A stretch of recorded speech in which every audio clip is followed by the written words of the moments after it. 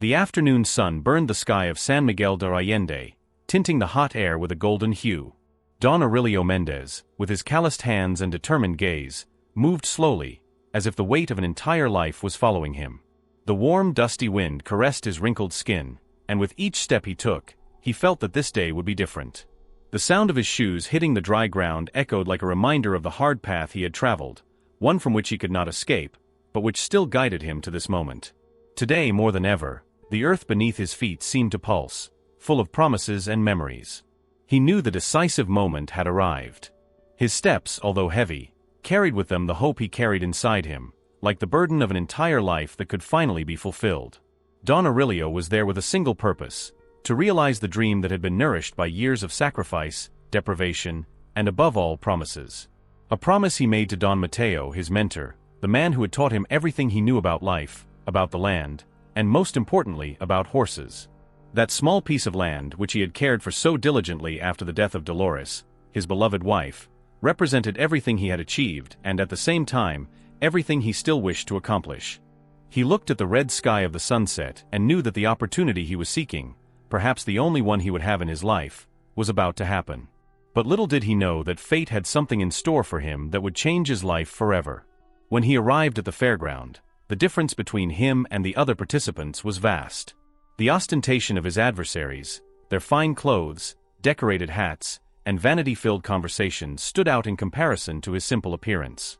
He felt the pain of being invisible, a specter among people who possessed everything he had ever dreamed of. He was there, with the dignity of a simple man, but with the heart of someone who knew that sacrifices are worth it when you have a dream.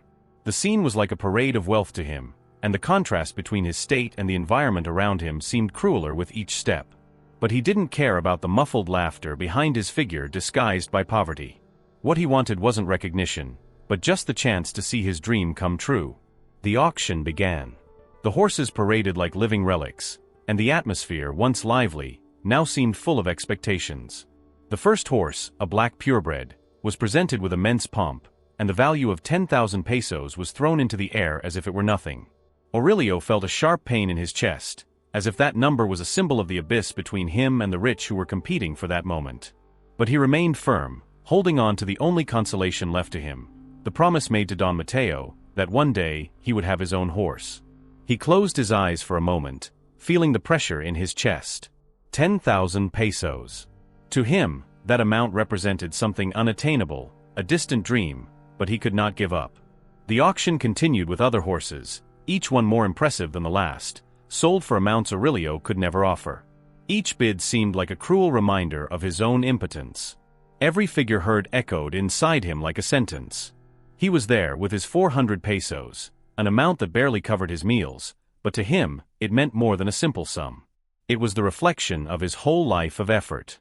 Around him, the conversations of luxury and laughter echoed, but Aurelio heard nothing.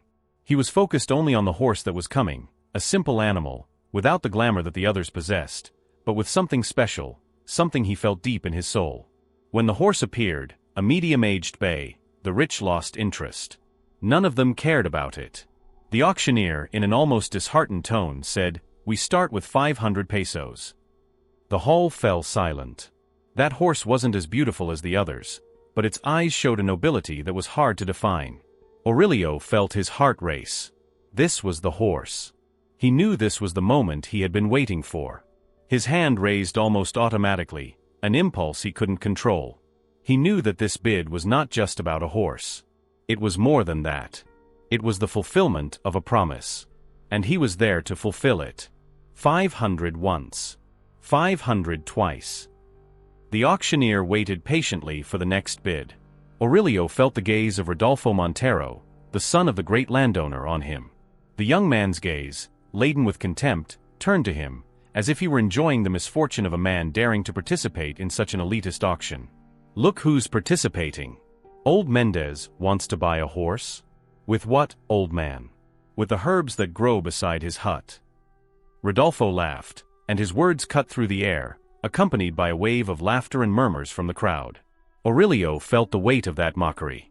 His face went pale, and the shame almost brought him to his knees. But he didn't give up.